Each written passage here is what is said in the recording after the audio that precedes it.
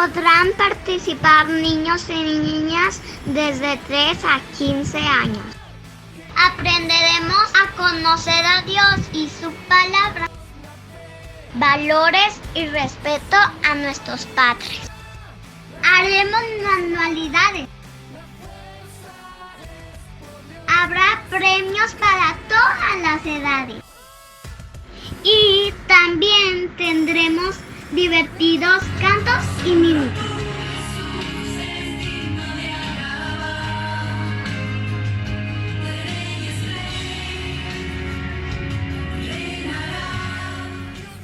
La escuela bíblica de vacaciones se llevará a cabo de manera virtual, a través de aplicación Zoom.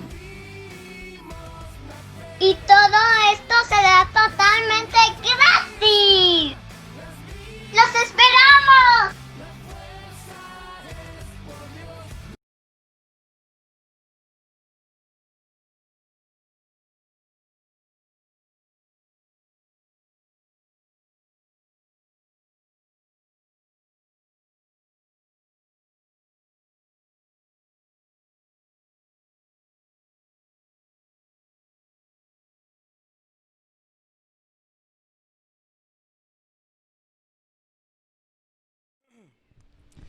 Dios me los bendiga, hermanos. Gracias a Dios que Dios nos permite estar otra vez, hermanos, para poder compartir su palabra y continuar el estudio que hemos llevado hasta el día de hoy de Hechos, hermanos, del libro de Hechos.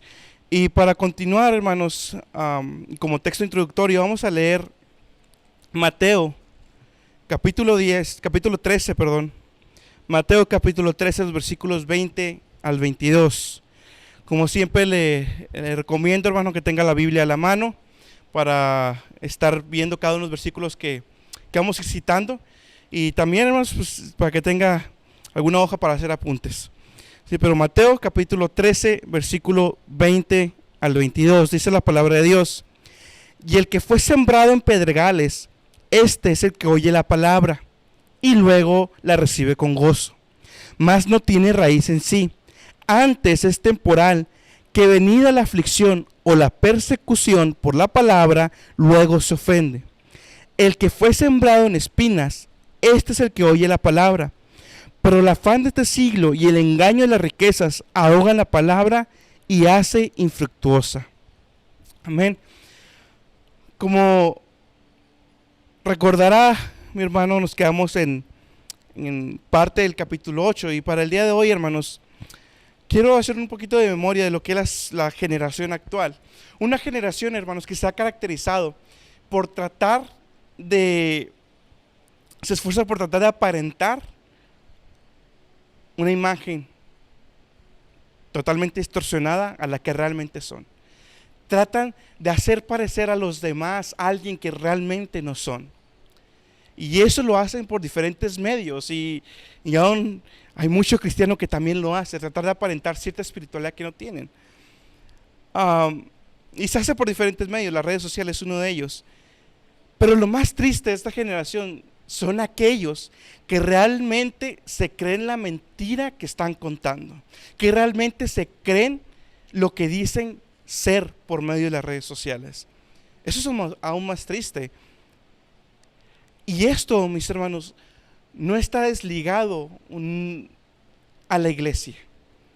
Esto pasa en la iglesia. Hay muchos que tratan de aparentar una espiritualidad que no tienen, o tratan de aparentar cierta imagen totalmente diferente a la imagen que están cuando están afuera, cuando están en la casa. Muchos creen estar en el camino estrecho. Y esta misma parábola menciona a muchos que creen y hasta se bautizan, pero su corazón nunca ha sido transformado. Muchos dicen que conocen a Dios. El problema es que Dios no los conoce a ellos. Y esa, mis hermanos, es la situación que vamos a ver el día de hoy en Hechos capítulo 8, del versículo 9 al 25.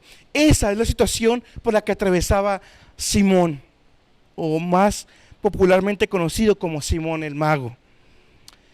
Vamos a dar comienzo, hermanos, en los versículos 9 al 11. Dice la palabra de Dios: Y había un hombre llamado Simón, el cual había sido antes mágico en aquella ciudad, y había engañado a la gente de Samaria, haciéndose ser algún grande, al cual oían todos atentamente, desde el más pequeño hasta el más grande, diciendo: esta es la gran virtud de Dios. Y le estaban atentos, porque con sus artes mágicas los había embelesado mucho tiempo. Número 1. ¿Quién era este Simón que nos habla la Biblia? Bueno, este Simón era un hombre engañador, charlatán, un falso maestro, el cual, mis hermanos, tenía engañada a la gente de Samaria, y tal era su engaño, y como dice la Biblia, que lo oían todos atentamente, desde el más pequeño hasta el más grande. Los tenía totalmente engañados a la mayoría de gente en Samaria. Era popular, era bueno en lo que hacía para engañar. Y tenía a todos tan convencidos, hermanos, no nomás por un pequeño corto de tiempo, sino que este engaño, como dice ahí el versículo 11, les había engañado ya por mucho tiempo. No era un falso maestro que acababa de salir, no era alguien que había hecho X o Y engaño por un corto de tiempo, no. Tenía ya bastante tiempo, y su engaño lograba persuadir desde el más pequeño hasta cualquier pensador más grande que vivía en Samaria. Ahora, ¿qué era lo que hacía Simón? Todo este engaño lo lograba por medio de artes mágicas. ¿Qué es esto de artes mágicas? Bueno, esta palabra que viene ahí en la Biblia se refiere a una práctica proveniente de los sacerdotes medo-persas. Esta era una mezcla de ciencia y superstición que combinaba astrología, adivinación y prácticas ocultistas con historia, matemáticas y agricultura.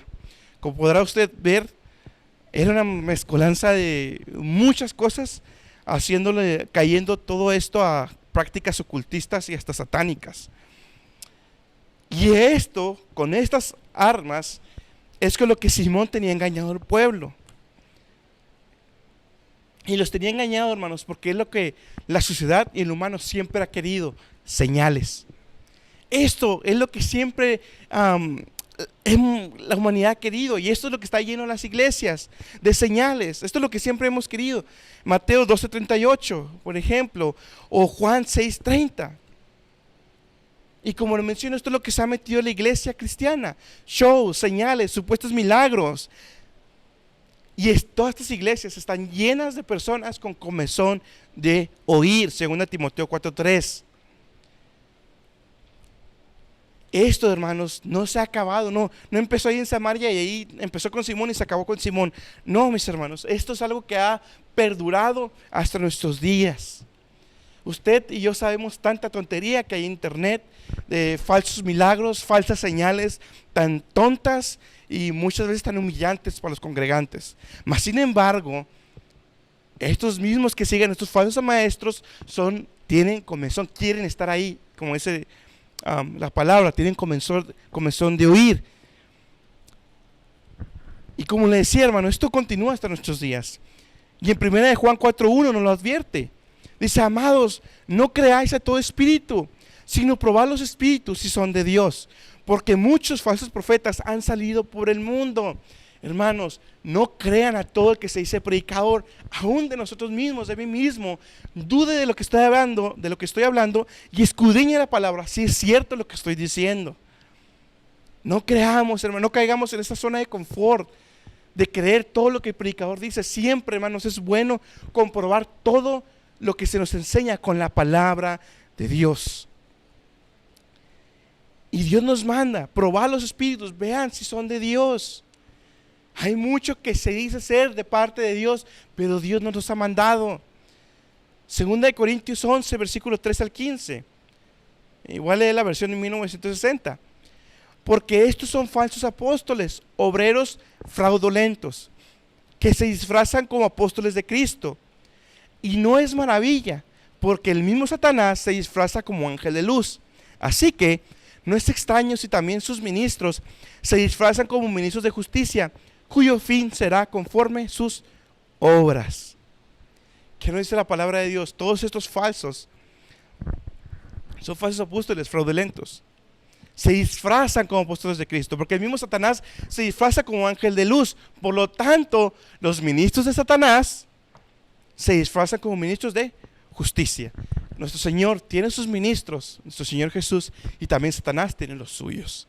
Y esos, muchos de ellos están metidos en iglesias cristianas. Esto era lo que hacía Simón, engañando con sus artes mágicas, ocultismo proveniente de Medio Persia. Y fíjese muy bien, leían todos atentamente, pero Simón tenía otro gran problema. Y es que Simón tenía una muy alta percepción de sí mismo. Se decía ser un grande. Y como si eso no bastara, en el versículo 10 dice, diciendo, esta es la gran virtud de Dios. Simón se adjudicaba ese título, un título que, en otras palabras, para entenderlo un poco mejor, se reclamaba deidad para sí mismo. Simón se veía como Dios encarnado, creía ser Dios o casi Dios. Simón tenía un gran problema, y era que estaba atrapado en las garras del orgullo. Simón tenía una muy alta percepción de sí mismo, errónea completamente. Se creía ser casi igual a Dios, igual que Dios o superior a Dios. Se adjudicaba títulos a sí mismo. Le encantaba la atención de los demás, le encantaba la adulación de la ciudad hacia su persona. Y eso se llama orgullo. ¿Qué es el orgullo? Bueno, según el diccionario, es el exceso de estimación hacia uno mismo, hacia los propios méritos de los cuales la persona se cree superior a los demás. Y según la Real Academia Española, el orgullo es la arrogancia, vanidad, exceso de estimación propia que suele conllevar sentimiento de superioridad. Eso es el orgullo. Sentimiento de superioridad, arrogancia, vanidad, estimación, una alta, un exceso de estimación hacia uno mismo. Pero según Dios y su palabra, el orgullo, mis hermanos, es pecado. Proverbios 21:4. Es pecado. Y es algo que tanto usted como yo debemos de huir. Sin embargo, hermanos, aunque es pecado, el mundo lo ha convertido en una virtud. El mundo ha convertido del orgullo, que es incorrecto, lo ha convertido en una virtud. Y en esta semana, me parece, no sé si fue un día o fue toda la semana, pero estamos en la semana o el día del orgullo gay. Y precisamente el orgullo es un exceso de estimación hacia cierto grupo de personas. En este caso los homosexuales o el grupo LGTB. Un exceso de estimación. No tienen de nada que enorgullecerse ni exaltarse a sí mismos, porque es pecado. Y el mundo lo trata de ver como si fuera una virtud. Sin embargo, hermanos, como cristianos no estamos exentos a caer en orgullo. Fíjense muy bien, muchos cristianos se siguen creyendo ser igual o superior a Dios. Hay muchos cristianos en iglesias cristianas que se creen iguales, incluso superiores a Dios. Y no le estoy hablando de blasfemia ni apostasía abierta, no, sino que muchas veces, hermanos, el cristiano se cree superior a Dios con sus actitudes. Cuando no perdonamos, cuando Dios nos perdonó a todos nosotros, cuando no hay ese sentir que hubo también en Cristo Jesús, cuando evitamos o dejamos de hablarle a tal hermano, siendo que a nosotros Dios nos soportó con misericordia, cuando no perdonamos y Dios nos perdonó más a nosotros, nos estamos creyendo superior a Dios, cuando no hay ese sentir de humildad que hubo en Cristo, y al contrario, hay todo lo contrario, que un orgullo poniéndonos en un pedestal. Estamos creyéndonos ser mejor que Dios. Cuando le hacemos la mala cara a un hermano, lo evitamos, le dejamos de hablar, le dejamos de saludar. Bueno, Dios nos soportó con misericordia. Con amor eterno nos ha amado. Por tanto, dice la palabra de Dios, te soporté con misericordia. Hay mucho cristiano que el orgullo es su manera de vivir. El orgullo, hermanos, es solo un esfuerzo más de ser alguien que no es. Es un esfuerzo de una persona de querer ser alguien que no es, de aparentar cierta espiritualidad o madurez. Y no vamos muy lejos, recordemos a Ananías y Zafira. Su engaño con tal de aparentar esa espiritualidad y madurez y que ellos sí daban. Hay mucho cristiano que trata de aparentar ante el ojo de los demás hermanos de la congregación, del pastor, de los encargados, de aparentar espiritualidad y madurez cuando no es cierto. Cuando no es cierto. La aparentan y son muy buenos para aparentarla, pero dentro de su corazón hay orgullo. Siempre el orgullo parte de querer ser alguien que no somos. El orgullo ciega, mis hermanos. Simón muy probablemente se creía sus poderes. Fíjese hasta dónde llega. Simón muy probablemente se creía sus poderes. Y el orgullo, hermanos, la alta percepción de nosotros mismos causa una falsa realidad. Nos creemos ser alguien que no somos. Así hay cristianos que en su orgullo, en su realidad, solo ellos están correctos. Y todos los demás no aceptan ninguna opinión, ni alguna opinión en contra, aún sea con la Biblia. Los únicos correctos son ellos. Les da una falsa realidad donde ellos son el centro. Simón dirigía la atención a sí mismo. Y aquellos con orgullo les encanta, lo disfrutan, dirigir la atención a sí mismo, sea como sea. Y esto no está limitado a la iglesia. El martes pasado nos hablaban del orgullo en el matrimonio. Un exceso de estimación a nosotros mismos es lo que ha provocado, es lo que ha llevado al feminismo, es lo que ha llevado al machismo. Un exceso de estimación a nosotros mismos. Eso ha provocado el feminismo. Eso ha provocado que la mujer quiera tomar el lugar del hombre. Tanto lo desea, como nos hablaban, que quiere tomarlo. Y sigue intentando y lo seguirá intentando. Por eso hay mucho matriarcado. Por eso hay mucha mujer, hermana cristiana, esposa, ama de casa, que quiere tomar y quiere tener al varón en las manos, porque hay orgullo. Están llenas de orgullo. Vamos al otro lado también. Por eso hay mucho machismo. Por eso hay mucho hermano, como nos predicaba nuestra hermana, que agarra el texto en que la mujer debe estar sometida al hombre como la iglesia a Cristo. Lo agarra a diestra y siniestra porque hay orgullo en el hombre, en el varón. Un exceso de estimación a sí mismo. Eso es. Queriendo tener a la mujer de una manera de dictadura. No, hermanos, no es así. No es así. Yo le voy a preguntar algo. ¿Vio completo el mensaje del martes? Lo quitó a la mitad. Hay orgullo, hermanos. Hay orgullo en la mayoría de los matrimonios cristianos. Los roles han volteado. Por eso hay tanta antibíblico totalmente de mujeres que se han puesto como pastoras. Eso es antibíblico, no es cierto. Están llenas de orgullo, querer ser alguien que no son, aparentar alguien que no son, que Dios no ha puesto el rol.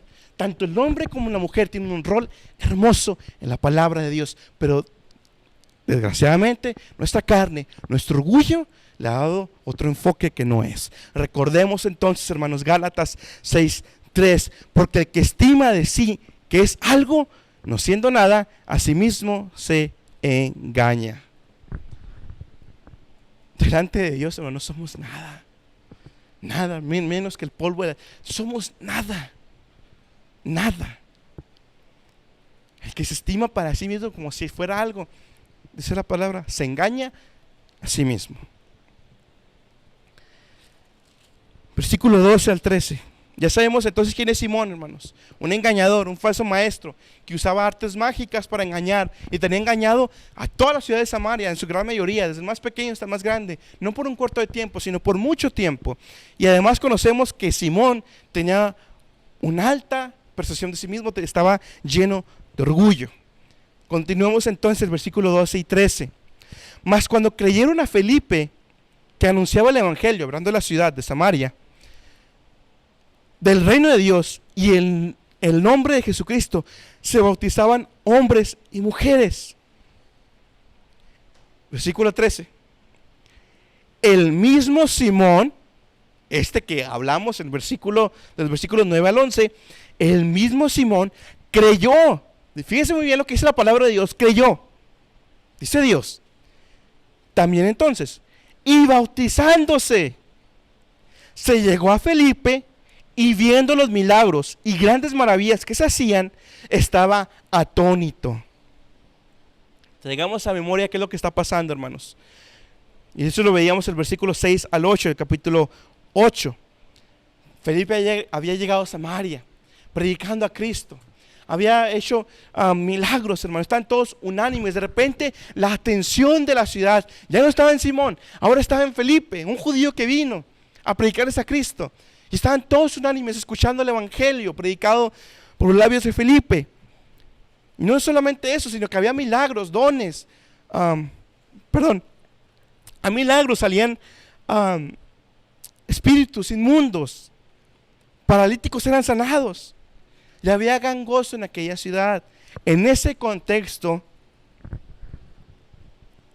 hermanos, vemos a Simón, que mostró las tres características, no evidencias, son dos cosas diferentes. Mostró las tres características de un creyente verdadero. Simón mostró las tres características, no evidencias, características de un creyente verdadero. ¿Cuáles eran? Creyó, se bautizó, y no nomás se bautizó un día y ya no se volvió a presentar, no, siguió a Felipe, le seguía, se llegó a él, le seguía constantemente. Entonces ahí tenemos las tres señales, las tres características. Creyó, fue obediente al bautismo y continuó con Felipe. Simón, al igual que el resto de la ciudad, escuchó el evangelio, creyó quién era Dios y a Jesús como el Mesías. Además estaba tan seguro de todo lo que predicaba Felipe que hasta se bautizó y luego lo siguió. Sin embargo, la palabra de Dios aquí nos deja un pequeño matiz. Siguió Felipe y lo que le llamó la atención o el por qué Simón estaba siguiendo a Felipe era porque estaba atónito viendo los milagros y grandes maravillas que se hacían. Lo que le llamaba la atención a Felipe, su mirada estaba en las señales. Hay mucho cristiano que cree, se bautiza y asiste a la iglesia. Todos. Yo le quiero hacer tres preguntas antes de seguir desarrollando la historia, los textos. Número uno, hermano, ¿dónde está su mirada? ¿Dónde está? Número dos, ¿a quién está siguiendo? Y número tres, ¿por qué lo está siguiendo? Y quiero que desde ahorita usted vaya en su hogar analizando lo que hemos visto hasta aquí. La Biblia dice, la palabra de Dios dice que Simón creyó y se bautizó y continuó con Felipe. Hasta aquí cualquiera de nosotros podríamos pensar que Felipe es salvo. Había características de Felipe que decían, lo identificaban como un verdadero creyente. Versículos 14 al 17.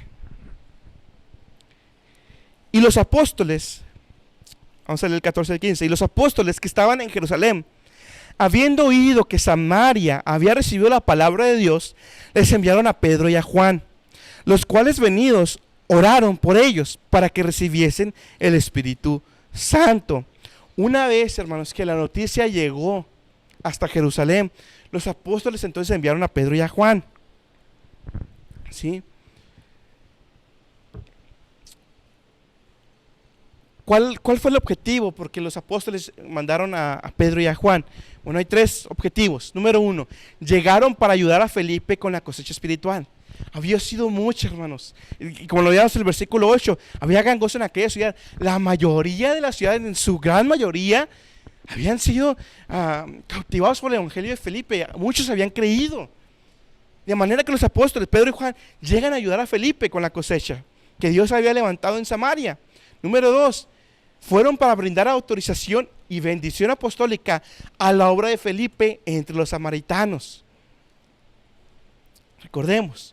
Número 3, para que recibiesen el Espíritu Santo. Fíjese muy bien, hermano.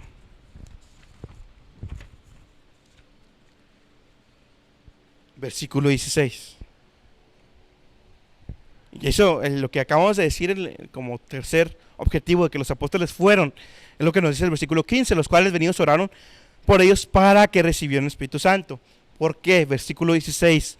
Porque aún no había descendido sobre ninguno de ellos, porque aún no había descendido sobre ninguno de ellos el Espíritu Santo, obviamente, mas solamente eran bautizados en el nombre de Jesús. El estado de estos que habían sido convertidos, que se habían creído, que habían bautizado, el estado de ellos era muy parecido al mismo estado que tenían los que habían creído en el Antiguo Testamento. Moisés, Abraham, habían creído, su corazón era regenerado. Sin embargo, la morada del Espíritu aún no había llegado en ellos. Y Cristo nos lo recuerda en la palabra, que hasta que Él no se fuera, iba a venir el Espíritu de consolación, el Espíritu de Dios a hacer morada los creyentes. Habrían creído genuinamente, definitivamente, hermanos, la mayoría de ellos. Mas aún no descendía a hacer morada, sino que solamente, como dice el versículo, eran bautizados en el nombre de Jesús. Versículo 17. Entonces les impusieron las manos y recibieron al Espíritu Santo. ¿Qué es lo que Dios nos está mostrando aquí, hermanos? Primero, hay que tener bien en cuenta el contexto histórico, el contexto cultural. Recuerde que los judíos y samaritanos no se llevaban para nada. Y como veíamos en el estudio anterior, ninguno de ellos hubiera pensado en ir a predicar a Samaria. Ninguno. Y ahora Dios está haciendo la obra en Samaria. Dice un comentarista, dice, si los samaritanos hubieran recibido el Espíritu, independientemente de la iglesia de Jerusalén, esa grieta, esa división que ya había desde antes entre los judíos y samaritanos, se habría perpetuado. El retrasar la venida del Espíritu hasta que Pedro y Juan llegaran, preservó la unidad de la iglesia. ¿Por qué? Porque ahora Dios estaba mostrando la unidad de su iglesia. Que como dice su palabra, ya no hay judío ni griego. Fue una situación muy similar con Cornelio, hermanos. Lo que Dios está tratando de mostrar es que tanto judíos como samaritanos iban a estar bajo la misma bendición, la misma condición en la iglesia de Cristo. Y es una situación, como le mencionaba, muy similar a la de Cornelio. Estaba Pedro, un apóstol, y descendió el Espíritu Santo sobre un gentil. Recuerda, había 3 grupos en la antigüedad: judíos, samaritanos y gentiles. Lo que Dios hace es poner su sello en los samaritanos para que todos nos diéramos cuenta, y después en los gentiles, que ya todos iban a ser parte de la iglesia de Cristo. El evangelio se extendería a estos 3 grupos, a los judíos, samaritanos y gentiles. Este fue un mini Pentecostés para los samaritanos. Pedro y Juan imponían manos y recibían el bautismo, tanto la morada como el bautismo del Espíritu Santo y la llenura también. Continuemos entonces, versículo 18 al 19. Y como vio Simón que por la imposición de las manos de los apóstoles se les daba el Espíritu, les ofreció dinero, diciendo, Simón y los apóstoles, Pedro y a Juan, dadme también a mí esta potestad, que a cualquiera que le pusiera las manos encima, reciba el Espíritu Santo. ¿Qué pasó? Había creído, se bautizó, seguía a Felipe, pero llegado el momento, la verdadera naturaleza de su corazón se manifestó. Al seguir a Felipe vio la oportunidad para obtener mayor reconocimiento, pero ahora veía algo más grande. Y lo primero que pasó por la mente y el corazón de Felipe fue, del corazón de Simón, fue ofrecer dinero. ¿Qué pasó? Había creído, se bautizó, seguía a Felipe. Cualquiera pudiera decir que era un verdadero creyente. Sin embargo, se puede creer sin ser transformado. Los demonios creen y tiemblan. Se puede creer, se puede hasta bautizarse, se puede hasta asistir a una iglesia constantemente, no faltar, ir a evangelismos, pero su corazón sigue sin ser transformado. Se puede creer sin ser salvo. Se puede creer sin el corazón haber sido renovado. Estar en la iglesia, sentarse en la cena del Señor, pero su corazón sigue sin ser transformado. ¿Sabe qué es lo más triste? Escuchaba los propios labios de Cash Luna que decía que Simón estaba bien y Pedro estaba mal. Que Simón había estado bien porque su corazón fue hasta ofrecer una ofrenda, un donativo. Predican conforme sus concupiscencias. Simón refleja perfectamente la parábola, la semilla que fue sembrada en pedregales, que oye la palabra y la recibe con gozo. O sea, no la oyó y lo dijo, ahí va después. No, la recibe con gozo. Mas no tiene raíz. ¿Por qué? Porque es temporal. Y venida la aflicción, la persecución por la palabra, luego se ofende. En el caso de Simón, no había raíz. Había llegado el momento. Su deseo de ser reconocido, adulado por los hombres, salió a la luz. Su corazón estaba dominado por el dinero y había querido comprar lo eterno con lo temporal. Eso refleja perfectamente la apostasía actual con el evangelio de la prosperidad.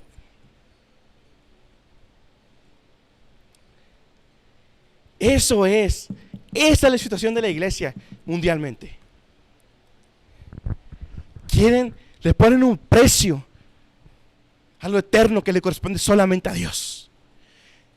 Quieren, por medio de bendiciones, por medio de donaciones económicas, ofrecen el don de Dios, las bendiciones de Dios, y es totalmente apóstata, blasfemo.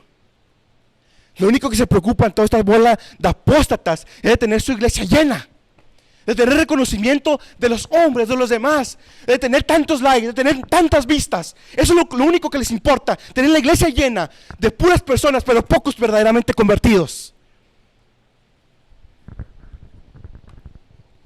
Eso es lo que busca el evangelio de la prosperidad.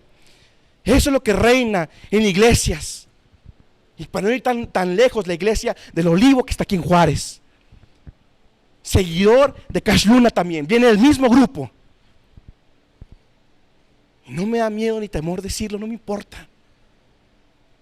Soy una bola de predicadores del falso evangelio. Han diluido el evangelio. Nunca los va a escuchar predicar del arrepentimiento, predicar de la santidad, predicar del pecado.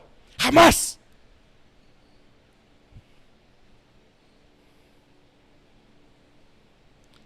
Mis hermanos, El corazón de todos ellos ha sido invadido por el amor al dinero.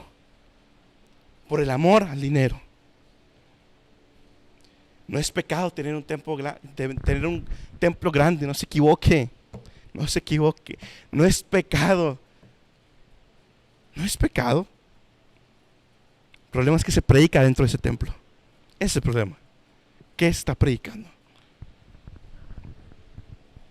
Spurgeon, Dios le dio una iglesia gigantesca en Inglaterra. 5,000. Pero qué diferencia de evangelio era predicado entre Spurgeon y la iglesia apóstata el día de hoy. Mis hermanos, no dejemos que nuestro corazón sea dominado por el dinero. No me importa quién sea, ni qué hermano sea, no me importa qué hermano sea, ni quién sea. A nadie le voy a diluir el evangelio nomás por los diezmos que da. A nadie le voy a diluir, ni le voy a omitir su pecado solamente porque da un gran diezmo. No me importa el diezmo. Y como dice Pedro, y no me quiero adelantar, pero su dinero perezca con ellos, los que tratan de comprar al predicador o al evangelio con su cochino dinero. Tengamos cuidado, hermanos, de no caer en el amor al dinero. Tenga mucho cuidado, mis hermanos. Tengamos cuidado porque tanto el despilfarrar el dinero como el aferrarse a él, ahí nos muestra dónde está nuestro corazón. Tanto despilfarrarlo como aferrarnos tanto a él, nos muestra cómo está nuestro corazón. El pecado no es tener dinero, mis hermanos, no se equivoquen, no. El pecado no es tener dinero. El pecado está en la manera en que lo gastamos. ¿Y en qué lo gastamos? Usar el dinero para comprar pecado, ya sea por televisión, internet, en el mundo, donde sea, es una clara indicación de dónde anda el corazón. Decía el comentarista y también añadía: tomar decisiones para comprar simplemente porque tenemos el dinero revela quién pensamos que es el poseedor y dueño de nuestra economía. Tengamos cuidado también con esto, mis hermanos.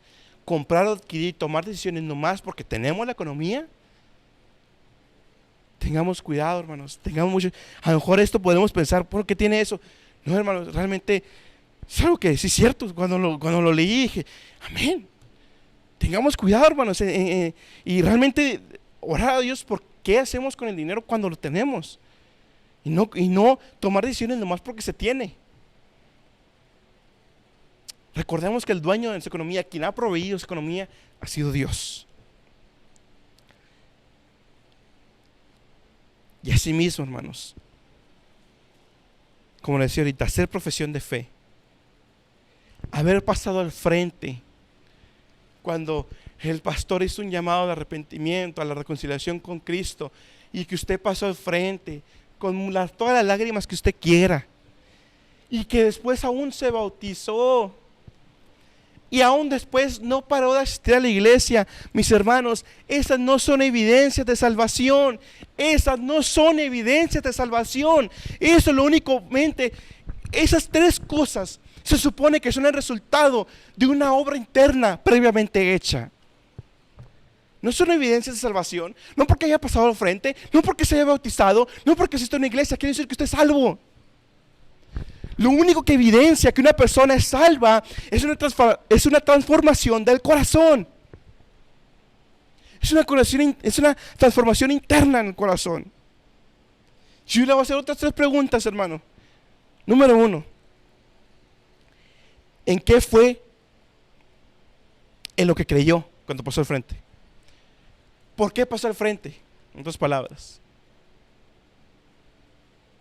¿por qué le entregó su vida a Cristo? Si es que se la entregó a él y no al predicador o al ser humano. ¿Por qué? Número 2. ¿Qué buscaba mi hermano, mi hermana, cuando creyó? ¿Qué buscaba cuando entregó su vida a Cristo? Número 3. Y muy importante, ¿cuáles son las evidencias de que usted creyó? ¿Cuáles son las evidencias de que usted es un verdadero convertido? Y aquí no es responder, es que una vez sentí en mi corazón. No, no.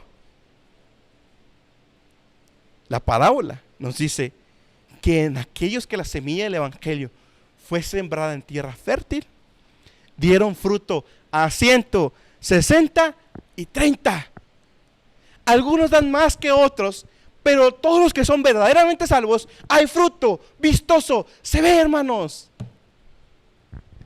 Y donde más se ve ese fruto es en su propio hogar, en su matrimonio. Ahí es donde más se ve. Aquí en la iglesia podemos aparentar. Y es más, desgraciadamente, también puede vivir un matrimonio engañado con alguien que aparenta ser quien no es, ya sea esposo o esposa, como sea. ¿Cuáles son las evidencias de que ha creído mi hermano, mi hermana? ¿Qué me diría su esposo o su esposa, usted? ¿Qué me dirían sus hijos? ¿Qué diría mi mamá de mi cristianismo? ¿Qué dirían sus padres, mis hermanos jóvenes? ¿Qué dirían sus padres de su cristianismo? ¿Cuáles son las evidencias vistosas, hermano? El fruto es vistoso en un árbol, hasta codiciable, deseable a comer, a probar. ¿Cuáles son las evidencias, hermano? No porque se bautizó, no porque un día pasó al frente, no porque vaya a una iglesia. ¿Cuáles son las evidencias? La palabra de Dios en innumerables veces nos exhorta a escudriñar nuestra salvación. Como Pablo decía, no sea que habiendo predicado a otros, yo mismo venga a ser reprobado. 1 Corintios 9:27. No sea que habiendo predicado, evangelizado, yo mismo vaya a ser reprobado. Hay mucho cristiano que su fe es temporal. Su fe es temporal. Y llegado el momento se pierden. Su fe es sin raíz. Teniendo la tentación de frente, caen a ella. Para muchos su cristianismo empieza cuando están a la vista de los hermanos y se termina cuando están afuera de la iglesia. Para muchos cristianos su cristianismo empieza cuando están a la vista de los hermanos y termina cuando están fuera de la iglesia. Respuesta de Pedro a Simón, versículo 20 al 23. Entonces Pedro le dijo, sin dudar, tu dinero perezca contigo, que piensas que el don de Dios se gane por dinero. No tienes tu parte ni suerte en este negocio, porque tu corazón no es recto delante de Dios. Arrepiéntete pues de tu maldad y ruega a Dios, si quizás te será perdonado el pensamiento de tu corazón, porque en hiel de amargura y en prisión de maldad veo que estás. Nada, escúcheme bien, nada de lo que Dios da a su iglesia está a la venta. Es por gracia. Es por gracia. Dios nos lo ha regalado por medio del sacrificio de su Hijo. La cuestión es que no todos lo pueden obtener. No se trata de que quiero ser parte del club. No, es los que Dios haya escogido. Porque no es el que quiere ni el que corre, más el que Dios tenga misericordia. Ahora quiero que vea esto, lo hermoso de escudriñar la palabra y ver cuál es el sentido literal de las palabras. Cuando Pedro le dice tu dinero perezca contigo, la traducción más usada y más respetada y más citada para este versículo es la siguiente.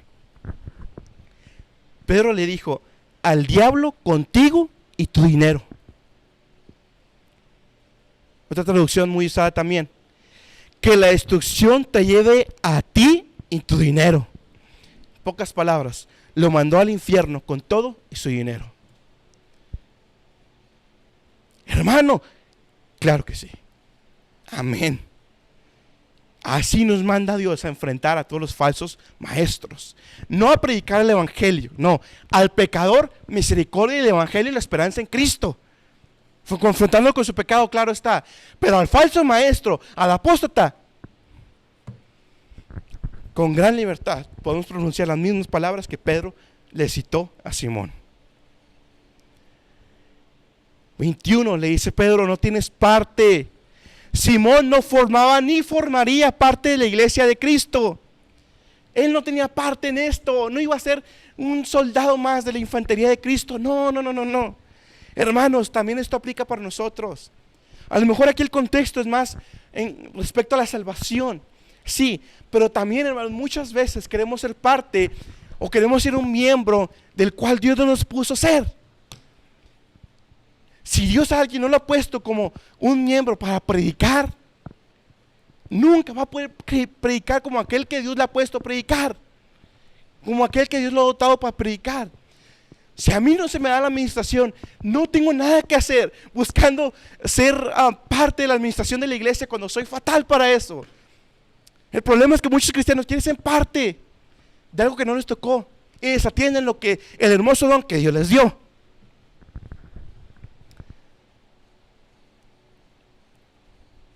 No tiene parte Simón ni suerte. Por revelación del Espíritu Santo, Pedro sabía que el corazón de Simón nunca había sido transformado. Su corazón, le dice Pedro, no es recto delante de Dios. Por tanto, le dice, arrepiéntete. La palabra arrepentirse es volverse del pecado hacia Dios, un giro de 180 grados. Y esta, hermanos, es la manera que debemos de evangelizar. Pedro no lo dejó nomás ahí, lo mandó al infierno, no. Todavía le dijo, arrepiéntete. Y ruega a Dios si quizás te sea perdonado el pensamiento de tu corazón. Aquí podremos pensar, hermano, ¿por qué Pedro le dijo si quizás? ¿Que no el que venga a Cristo con corazón contrito y humillado, Él no lo va a echar fuera? ¿Dónde está la gracia, hermano? Lo que pasa es que pasamos por alto Hebreos capítulo 6, versículo 4 al 6.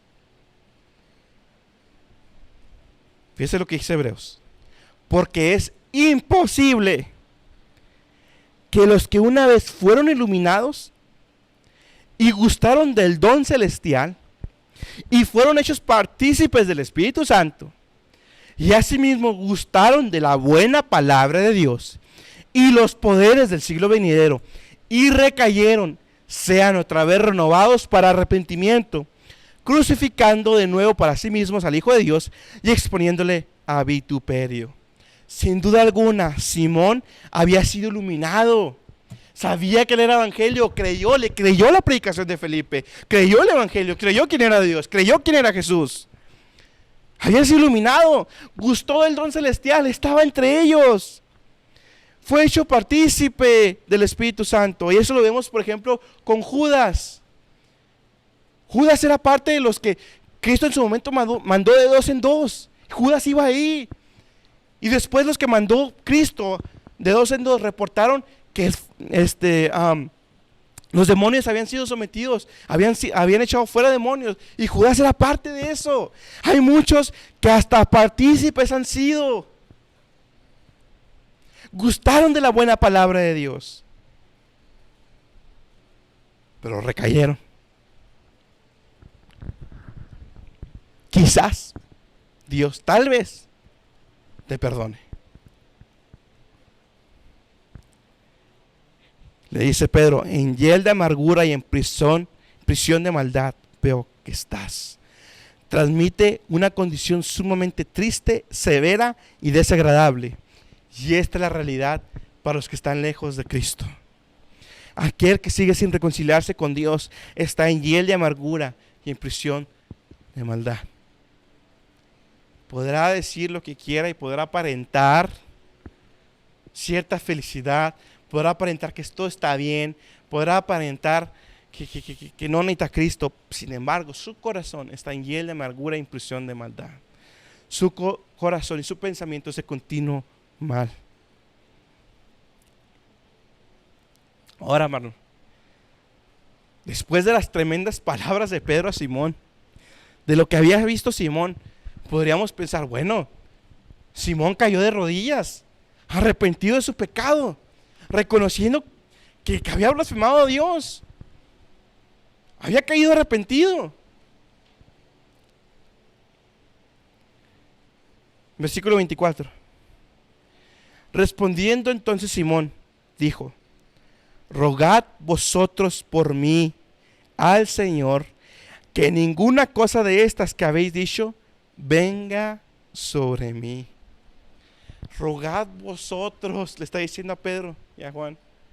Rueguen ustedes por mí. O sea, ni siquiera en Simón mismo estaba dispuesto a humillarse, a reconocer su maldad y su pecado. No estaba dispuesto a doblar rodillas, reconociendo que estaba mal, arrepintiéndose de su pecado, pidiéndole perdón a Dios. No, ni siquiera eso. Le pidió a ellos que ayuden ustedes por mí, ¿no? Y luego, ¿qué les pide? Para que ninguna cosa de estas que habéis dicho venga sobre mí. No estaba preocupado porque ofendió a Dios. No estaba preocupado porque había maldad en su corazón. No. Estaba preocupado de las consecuencias de su pecado. Estaba preocupado de las consecuencias de su pecado. Mis hermanos, ¿qué si Dios, escuche bien, qué si Dios nos quitara las consecuencias del pecado? ¿Qué si Dios descendiera y nos dijera: ¿saben qué? No va a haber consecuencias por el pecado. Pueden pecar sin consecuencias. Si pecan, no va a haber consecuencias. Le hago una pregunta: ¿pecaría? Si su respuesta es sí, examine su salvación. Porque para aquellos que el corazón ha sido renovado, que han sido verdaderamente salvos y transformados, el viejo hombre quedó atrás. Ya no está en la naturaleza de aquellos que han sido renovados pecar. Hermanos, ya no pecamos por temor a las consecuencias. No es que evito pecar por temor al castigo de Dios. No. Evito pecar porque lo amo. Porque amo a mi Señor. Porque Dios mandó a su Hijo Jesucristo a morir en la cruz por mí. Porque siendo un pecador que no quería nada con Dios, que ni siquiera lo buscaba, Simón al menos buscaba eso, pidió el don para él. Simón al menos buscaba de alguna manera u otra. Yo ni siquiera lo buscaba, idólatra, blasfemo. Y Dios me perdonó. ¿No es perfección? Claro que no. Pero cada vez que caigo, ¿cómo duele? Duele. Y ahora mi corazón busca no pecar. Busco no pecar. Ya no está en nuestra naturaleza. La higuera siempre va a dar higos. Nunca va a dar manzanas o peras. Escudriñe, mi hermano, su salvación. Escudriñe. No le digo que el cristiano jamás peca, no. Lo que le digo es que el cristiano no vive una vida de pecado. A manera de conclusión, aplicación, mis hermanos. Asegúrese de ser un verdadero creyente y no un seguidor de un hombre, sino seguidor del Hijo del Hombre. Examine su corazón. Examine por qué hace las cosas. Muchos seguían a Cristo por lo que les había dado pan y peces y se habían hartado. Examine, hermanos, porque en un principio Simón lucía como un verdadero creyente, lucía como el resto. Sin embargo, era falso, tenía una fe temporal. Hermano, yo le quiero hacer una pregunta: en este tiempo de pandemia, de cuarentena, la haya pasado o no, ¿qué es lo que ha manifestado su corazón durante este tiempo? ¿Qué ha salido a la luz de su corazón durante este tiempo? ¿Cuál ha sido el fruto de su corazón durante este tiempo? Hay una frase de un autor, de un teólogo, que me movió. Y aunque gracias a Dios puedo estar seguro de mi salvación, me movió. Versículo 6. Es terrible irse al infierno desde el banco de una iglesia. Terrible cosa es irse al infierno desde el banco, desde la silla de una iglesia. Pero qué horrible es irse al infierno desde el púlpito.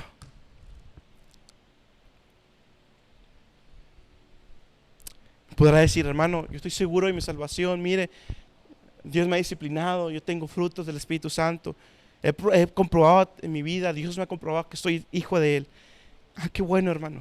Pero yo le invito a que examinemos.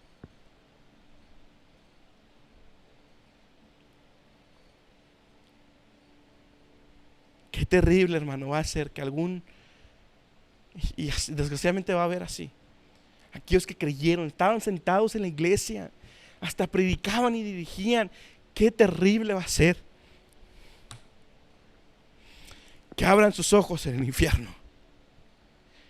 Pero aún más horrible aquellos que predicaban desde un púlpito y abran sus ojos en el infierno.